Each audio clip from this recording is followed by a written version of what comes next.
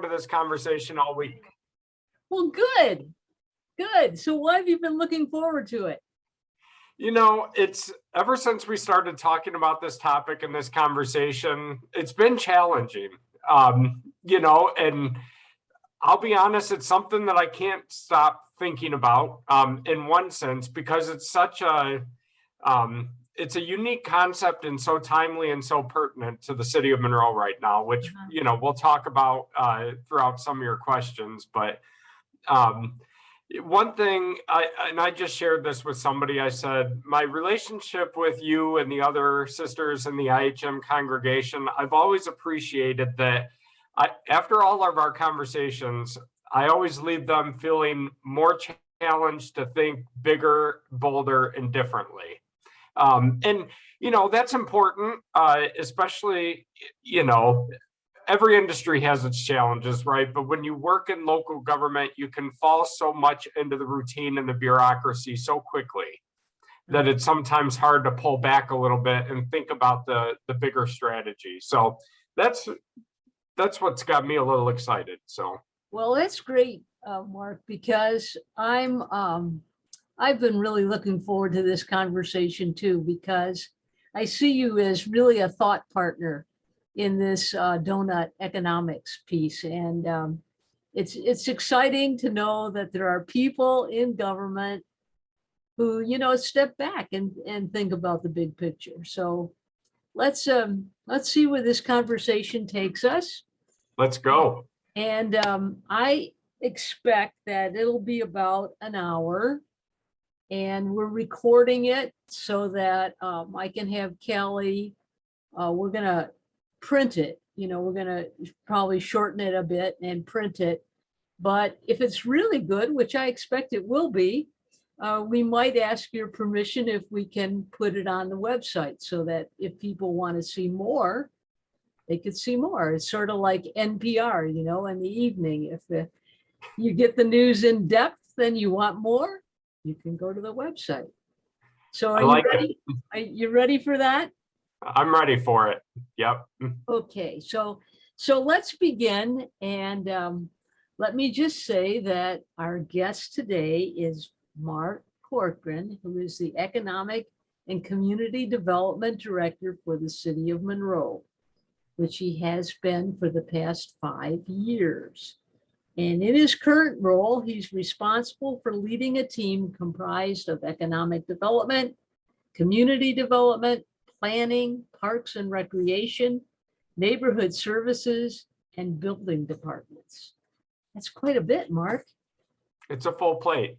It sounds like it. And what I know, though, about you is you really enjoy your work. We've built a tremendous team. Over the past 5 years since I've been at the city, we've gone through some changes, some reorganization. And I'm really pleased with the team that we have at the city right now, which I'm sure we'll talk a little bit more about, how the concept of donut economics and the new economic way of thinking can apply to our community. But, the folks that we have, I feel like are progressive. And they're looking at new and different ways to bring the community forward. And earlier this year, we reorganized several different departments. And that's when I became the Economic and Community Development Director and have all of those divisions underneath my responsibility now. And it's really fun for me because I think that there's so much synergy and overlap in all of those, from planning and economic development and parks and rec and neighborhood improvement. And across the aisle, the way that those can contribute to a stronger and better community and quality of life for our residents and visitors alike is where the challenge and the fun lies. Great, that's great. So let's just talk a minute about what donut economics means, okay? Because some of our viewers probably would not know about that, and certainly we intend to explore that a bit in the issue of impact. So for me, the definition that I like to use is that donut economics is a model that uses a donut for the visual model And that visual model sort of serves as a compass to show people how we could create an environment that's good for the planet and good for people. And part of what intrigues me about you and your role in the city of Monroe is that you have departments that all contribute to the environment in terms of good ecology and the social well-being of people. So do you have a definition of donut economics that you use, that sort of you carry in your head? Well, I was talking to someone today about this conversation, and I said we're going to have a discussion about donut economics, and it was my boss, actually, the city manager, and he said, "What's that?" and so I had to encapsulate it right into an elevator speech, and in a way that he can understand it, not having read the book or watched any of the TED Talks. So the way that I put it is, how can we build a community in which everybody and everything can thrive? And it's really a paradigm shift away from traditional growth. And when you talk about the donut visual, it's very helpful, but it's very different too, because so much when we think of economics and we think about growth, in a sense, it's a much different chart and it's a much different visual. It's either the bell curve or you've got a line, going up and up and up. It's never a circular reference like the donut is. And so, I explained to him, I said, it's a challenge to leaders and it's a challenge to communities and individuals to not fall in the donut hole and not tiptoe further out than the edge of the donut. It's how do we live within that space and live within our means and do it in a way where everybody can thrive. And I think that's the word that I love the most about the model is thrive, not grow. Right. Thrive, not survive, and not just have, crazy growth. So where do you think the opportunities are in Monroe to utilize some of the donut economics principles and theories? What do you see as possible? It's a changing economic development strategy for the city to look at. And since I've been economic development director for the city, we developed an economic development strategy. We never really had one before. We never had, a guiding principles piece of paper that we look at and drives our day-to-day work. But we're employing what's called an asset-based economic development strategy. So when we think about, some communities try and replicate what other communities have in order to grow or in order to better themselves. And I think one of the challenges and why this conversation is so timely is over the past few years, we've been faced with an issue in a train that's coming down the track where our largest employer and our largest tax base is likely going to be retired in the next 20 years. And that's the DTE Monroe power plant, representing nearly half of our tax base, and knowing, obviously it's good for the environment. And so we wrestle with that, when that's retired, what's our economic development strategy going to be in Monroe? And knowing, what that's going to mean for jobs, what that's going to mean for the city's taxable revenue, and how we continue to deliver the services and the quality of life that our residents expect from us. And so when we look at an asset-based economic development strategy, it makes us step back and step to the boundary and look at what are our assets that we can capitalize on, instead of trying to attract the new DTE power plant that will fill that 48% general fund hole, or try and sniff out those 1,200 jobs, in one new employer. What's our economy going to look like? And so when we look at our assets, we've got a great historic downtown that's a blessing and a curse, having 200-year-old buildings. And there's something to be said for that asset. we've also got something, and I've been beating this drum everywhere that I go in my position, that we've got something that nowhere else in the world can say that they have. And that's very unique, and it's something that I'm very proud of, being a lifelong Monroe resident. And that's in one location, we've got a national park that tells a very significant historical and cultural story to our nation's history and heritage, an international wildlife refuge that crosses international boundaries, a Great Lake, of course, one of the greatest assets that our state has and our region is the Great Lakes, and we've got one of them on our shore, a river running right through our community, right through that downtown, running out to the state park and the International Wildlife Refuge and the national park. And then the fifth one is a state park that sees over 1 million different visitors a year. And so when we look at those ecological assets that we have and those cultural assets that we have, it starts getting us to think more about quality of life and how those amenities, instead of taking them for granted, we can take advantage of them in a very intentional and useful sense for ecological, cultural, and recreational tourism. In our historic downtown, those are great assets, those buildings that have tremendous character. And instead of tearing them down because they become a little challenging to consider for adaptive reuse, what sort of tools and the resources can we have that we're not building pillbox developments on vacant property?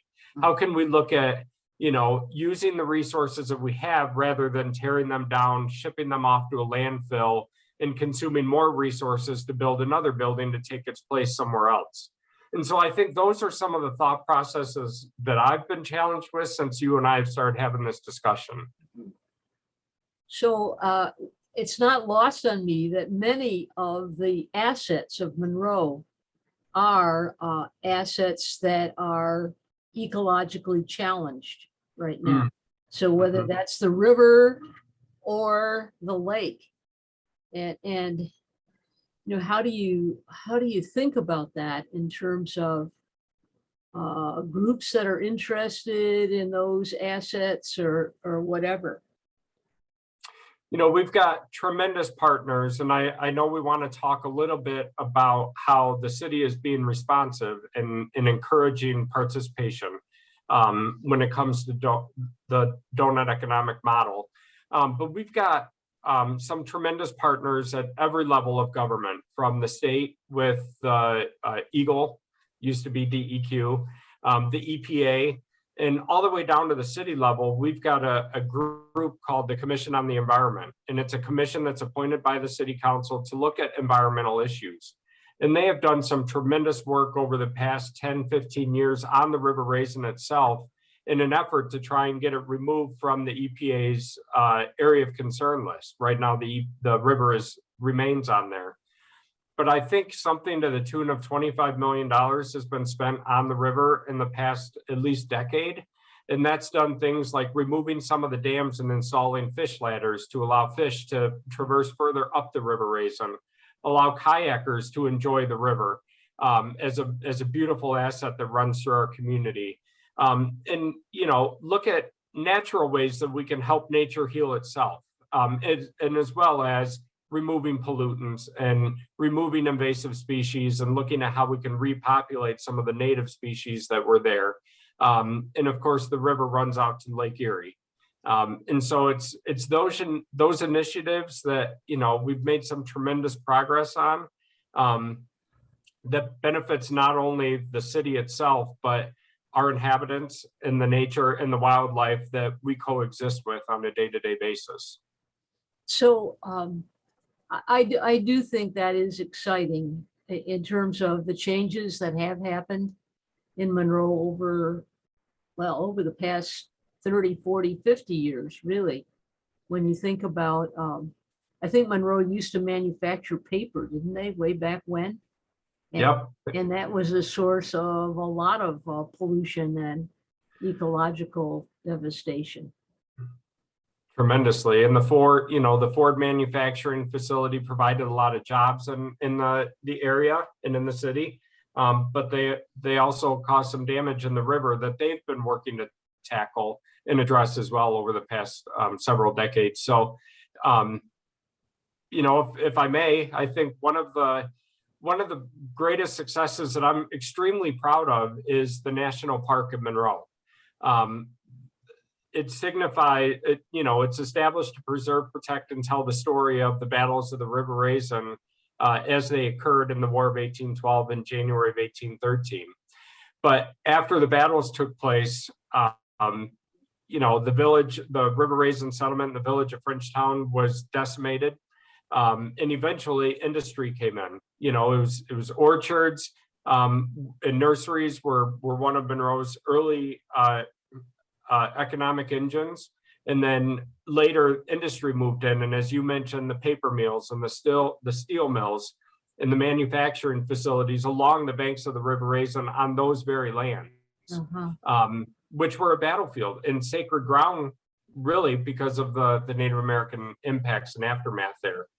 But over the past 25 years, a lot has been invested in removing those brownfields and those rusted eyesores and obsolete and, blighted properties, and restoring them back to where they were before the French came and the battles took place along the River Raisin.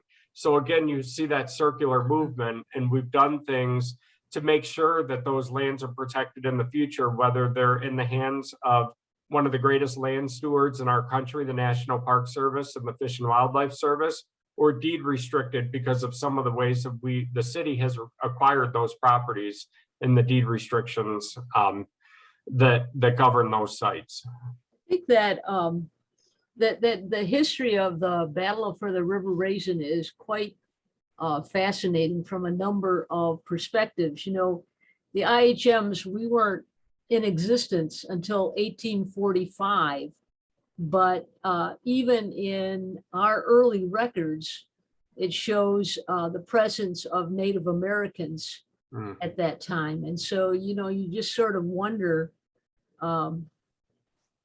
how could we tell more of that story, of the history of what's happened with the land and where we are right now in terms of looking to the future. So I was sort of wondering, like, what goes on in Monroe now that that is sort of cross-cultural. So who's represented in the city of Monroe these days? What do you see? I'm not gonna sit here and pretend that we're one of the most diverse communities in the United States, because we're not. A lot of white people, frankly. We've also got a solid African American or Black population as well. And then, of course, we've got, other minority populations that also moved in the community, and we hope that they feel welcome as well. But, one of the inspirations that I've drawn upon in my work is the young people in our community. And we had done something before the COVID-19 pandemic. We worked with Monroe Public Schools and the St. Mary's Catholic Central and Monroe Catholic Elementary Schools to form a student advisory council. And that student advisory council came to City Hall once a month, and it was young people from the age of 7th grade to seniors who lived across the city in all the different precincts and attended the schools. And the purpose was for them to inform us as city leaders on what we can do to build a city that would help them, didn't use this word at the time, but I will now, to thrive. How do we get them to stay and continue to make this place better than the way that we found it? And we had so many different perspectives and so many cultures that were represented, from 7th graders to seniors, and, male and female, and I suspect the LGBTQ community, and Blacks and whites. And it was a multicultural committee that came to the city. And it was so enlightening to hear what they wanted us to focus on. We suspected when we started this council that they were going to tell us they wanted, more restaurants, they wanted, more retail, all of those things that some of the bigger cities have.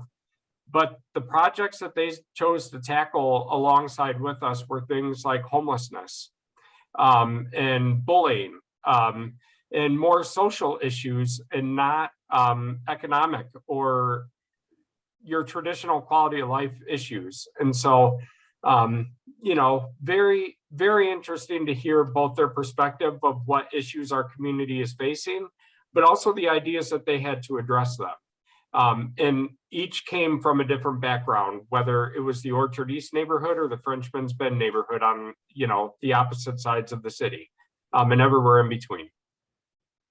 That is exciting, because I think that younger people definitely have something to offer in terms of how we shape the city for the future. That's really great. It's exciting to me to think about trying to get younger people to see what a city offers so that they think about staying after they go to college rather than leaving and going to someplace else, to a typical suburban area rather than the small town kind of Yeah, concept. absolutely. Yeah, that is interesting, especially in terms of adolescence and the LGBTQ issue, and having people feel welcome, welcome in their own community. Yeah, and that's, it's an issue that the city grapples with, because we've been asked to fly the pride flag for the month of June. And there's a challenge when government starts doing that. And what are some other ways that we can show ourselves as an open and welcoming community for all without using the city's flagpole? Because the Supreme Court recently ruled, if you do it for one, you have to do it for all. And, certainly it's very well intentioned, and we want to be welcoming to the LGBTQ community. But on the flip side of that, what if we get another group that is a lot more controversial and not so welcoming, and they ask us to fly their flag? And so we look at different ways in which the city can show our support, and show ourselves as an open community that's here to serve all, within some of those more political constraints, I think, that we feel. So that really is interesting in terms of thinking about how do you signal that a community is open and receptive to all without it becoming a political hot issue that does further polarize things. It really does. That is a very interesting piece. So are there other things that you do to try to enlarge the conversation? Like I think that having the adolescents and the younger people in conversation is really great, but are there other things that you do to do that? Yeah. The mayor has a saying that he frequently says, that you don't have to serve on city council to make a difference in your community. And from the city's perspective, we've got a lot of different boards and commissions, and a lot of different opportunities for our residents to be engaged and involved. And oftentimes the struggle is, how do we reach those folks? If you want to make the commitment to serve on a board that meets monthly, or maybe one that meets every 2 years, or just to have your voice heard. And one of the things that the city has been doing more and more of, at least since I've been on staff, is doing more master planning and involving the residents and involving the community in that process. And so right now we're doing one, the Orchard East Neighborhood Master Plan, which is the east side of Monroe. Traditionally, it's been recognized and perceived as the Black neighborhood. It's been perceived as it's not safe to cross the tracks. When really, the more and more I learn about it, the more and more I learn of the tight sense of community that they really have in that neighborhood, and how does the city cultivate that and strengthen it. And so right now we're doing a master plan, but we're calling it a co-effort with the neighborhood. Instead of the city sitting around and making plans for how we can improve their neighborhood, we're having a lot of public outreach sessions. We did some stakeholder interviews over a period of a couple of weeks and reaching out to influential people in the neighborhood and leaders and residents who've lived there for whether it's 70 years or lived there for 6 months, perhaps. And then we're doing some public engagement sessions where we have a table set up at the community center or the park. And we're doing a survey and asking for input on that as we try and strengthen their neighborhood and look at how we can direct city resources into improving the Orchard East community. And so there's all kinds of support, whether folks are part of the individual stakeholder meetings or whether they're serving on the task force or whether they're just going to come and fill out the survey and participate that way. But involving the voice of our residents is something that we're striving more and more to do.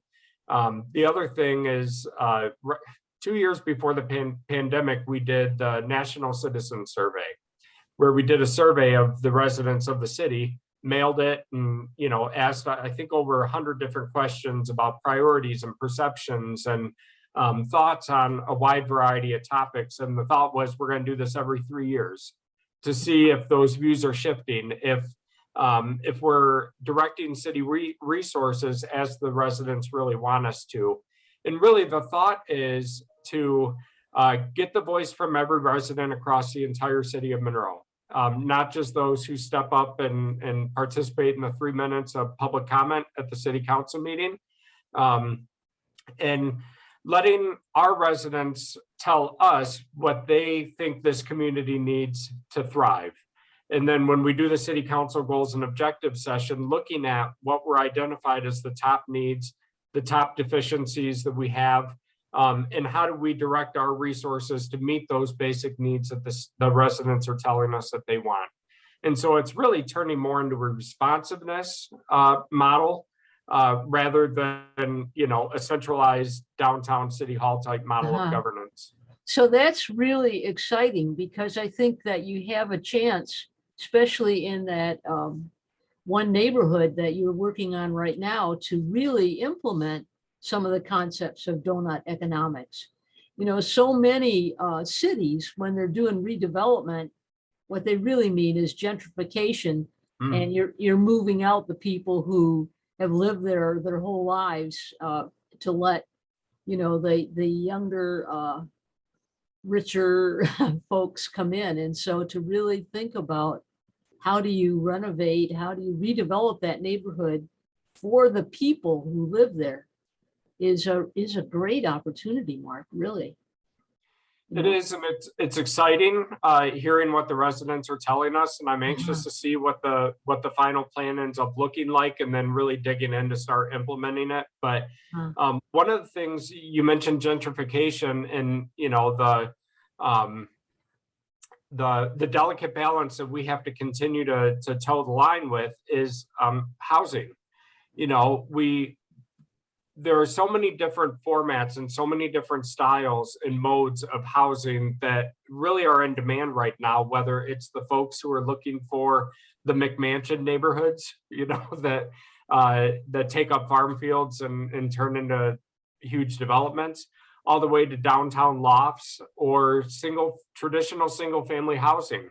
And right now we're taking a look with the neighborhood services division that I mentioned in our department, taking a look at later this year, doing a residential housing strategy to make sure that housing is attainable for folks and that we're also addressing the demand that exists in the community as well, whether it's independent senior housing, sort of that transitional housing, all the way to, the hip millennials that want to live downtown in an urban loft. But making sure that we're not developing housing in a way that we're pricing people out of our community. Yeah, I think that is one of the things that I've seen in Monroe that I see as a plus in terms of the mix of housing that's available to people. That one development, I don't know, maybe it's 10 or 20 years old now, but I pass it every time I go to the Mother House. It faces Elm and then some of the back streets there, that they sort of duplicated the look of some of the older housing in Monroe. And it's really quite charming. It's a quite charming neighborhood. That's Mason Run. And that Okay. was, again, that's another ecological success story, because that was a massive brownfield, and those are built on top of where the paper mills once stood. And again, where the battles of the River Raisin took place. And now, it's a new urbanism type format of housing that's really been popular in a successful neighborhood until the housing crash of 2008. And so the city is looking at how can we finish that neighborhood, because there's a lot of vacant land surrounding it still, but the Yeah. original developer went bankrupt. But Oh, I see. Well, that's always an issue. I also have a former client who lives in one of the McMansion neighborhoods, which I think is still in the Monroe district. And that was quite exciting when that went up, in terms of just a number of people who've had businesses in Monroe over the years and choose to remain in Monroe, and by having upscale housing, they've done that.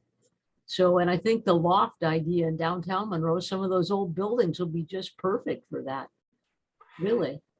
yeah, we've got, in the downtown, I mentioned it's a blessing and a curse, because they're very unique and beautiful buildings, and can be beautiful buildings again if they're not right now.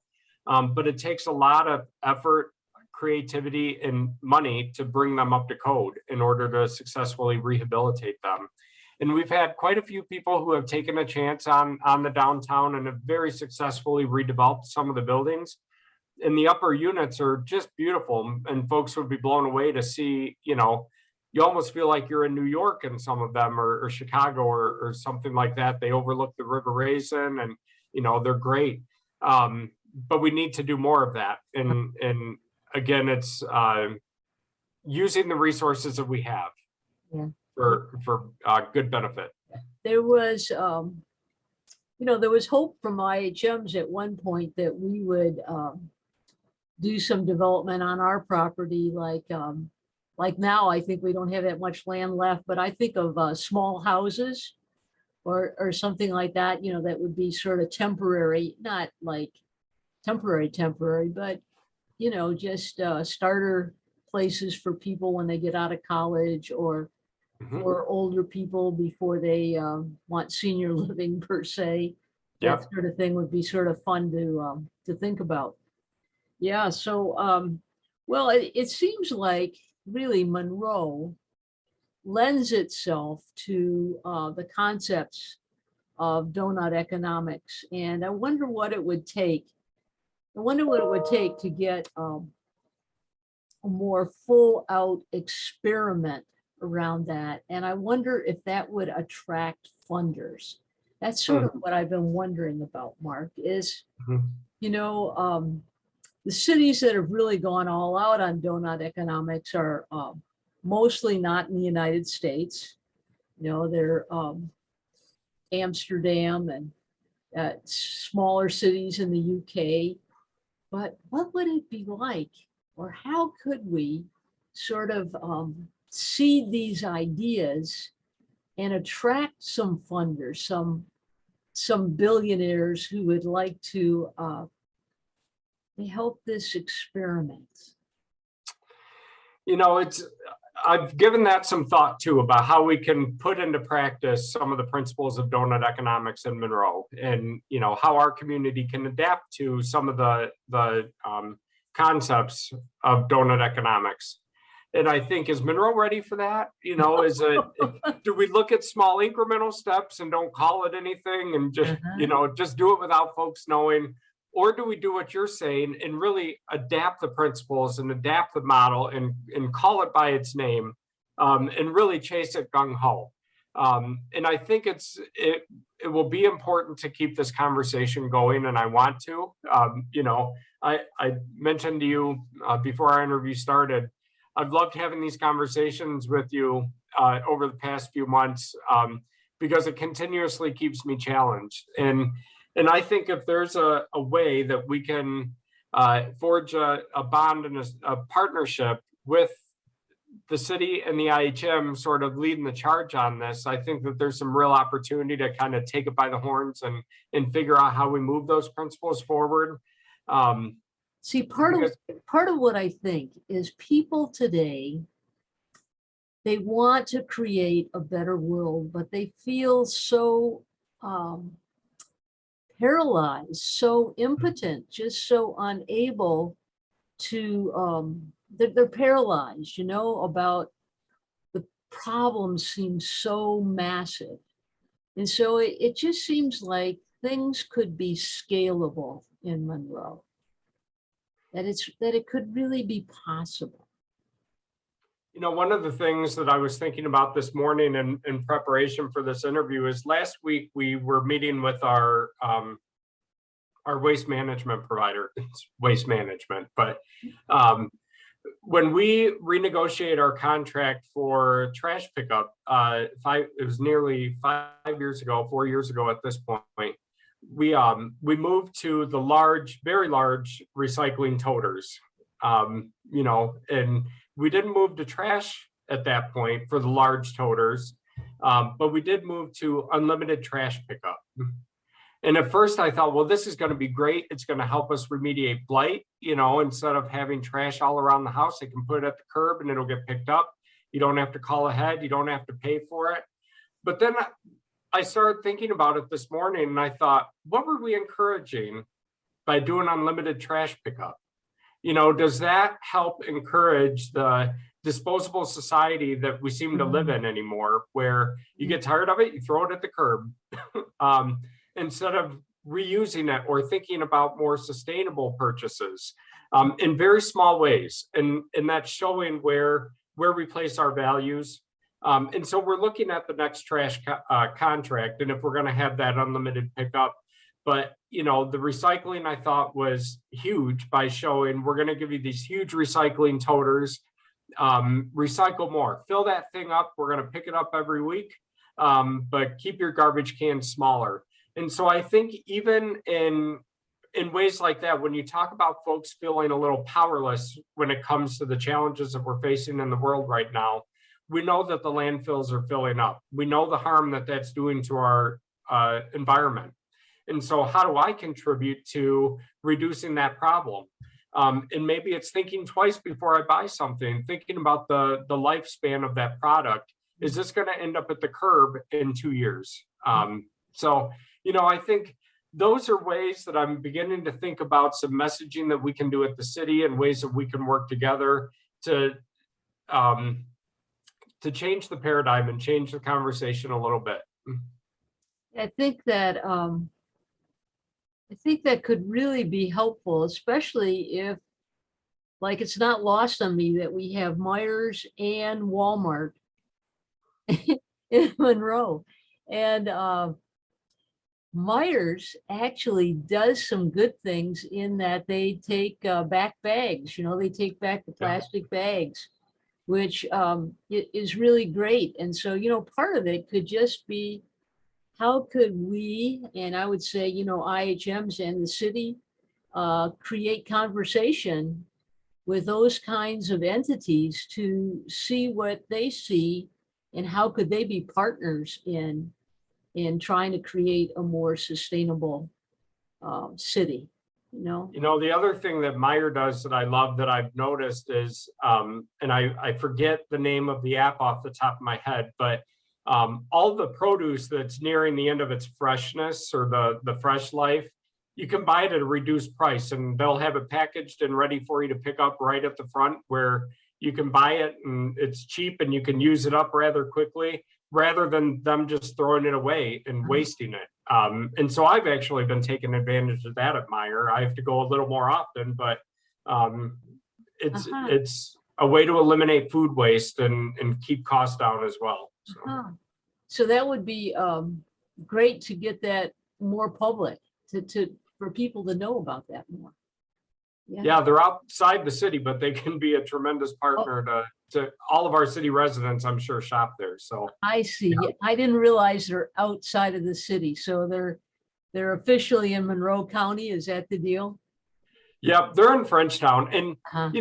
that brings up a good point, Barbara. The city is only 10 square miles. Our metro area is larger, but the city municipality itself is only 10 square miles, and it's 90 to 95% built out. And so as we're looking at, how do we thrive and traditionally, how do we grow the city? There's a lot of challenges with that because we don't have the land to build the McMansion developments or the large sprawling manufacturing and logistical warehouses. And frankly, I'm kind of happy about that. Uh-huh. So it's, again, looking at the assets that we have within the 10 square miles and learning how to use those as they are now. Uh-huh. If that makes Well, sense. that's a geographic lesson for me. I didn't realize that it was just 10 square miles. Yeah. You sort of refer to the whole area as Monroe. Yeah, Yeah. yeah. Well, Mark, I think this is a great in terms of just where you're at right now. And is there anything else that you would want to say about this before we close down? I think we've hit on a lot of the things that I've been thinking about in terms of, the concept of donut economics. But it's a delicate balance when I come to work every day now to challenge myself. How do we not fall within the donut hole? And how do we not cross over into, stressing our natural environment out more than we already have.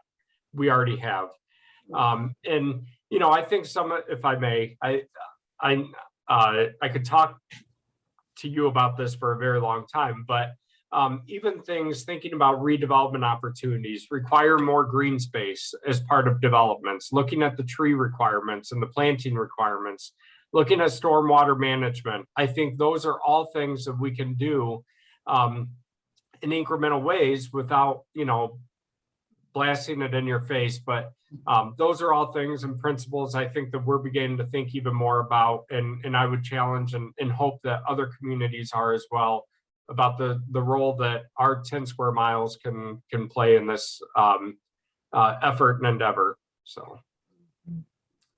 Well, I think that the thing that you said that gives me the most hope really is your conversation with younger people. I think that holds a lot of promise for us in terms of really getting them to think about what could be. When you said you asked them what kind of things they wanted or something, I thought maybe they would tell you they want one of those those places where they skateboard, which is on Noble there. Mhm. It's like those are the kinds of things that young people want. They don't care so much about retail as places to recreate and gather. Yeah, it's always, we need something to do for kids in Monroe. And, we're always trying, and we're always trying to find new opportunities and endeavors to help that. But, before coming to the city, I worked for Congressman Dingell, and he used to repeat, I don't know who originally said it, but I give him credit because he always said it in my ear. But children and our youth are 10% of our population, I think, but 100% of our future. And those stats, I'm sure, have changed a little bit over the year, the population stat, but the 100% of our future still remains very true. And I think if we're trying to build a community that we're eventually going to hand off to them, we've got a responsibility to leave it better than we found it and give them something a little bit more than what we had. And so bringing the voice of the youth into local government, I think, is extremely important, and something that, they can't vote, they can't serve on commissions or boards or run for city council, but they've got a lot to say and they deserve to be heard. So They deserve to be heard, and they deserve to have a community that supports them in terms of safety and ecologically sound. Absolutely. Yeah, now more than ever. really. Yeah. Yeah. Well, Mark, thank you. Oh, I thank you. appreciate your time, and I know we're gonna keep talking about this. This one is just for the record, but we're gonna keep talking about it and see what could happen. So we can plant some seeds here. Oh, that's funny. There's an initiative in Monroe right now called Planting Seeds that we're working with, and it's about encouraging diverse public art initiatives and how we can bring public art to Monroe. And it's about that, planting seeds as a way to express our unique identities and our unique cultures. So it's funny you mentioned that, because that's another opportunity Great. So initiative. that's another initiative. Yeah, It is. Yeah. good. So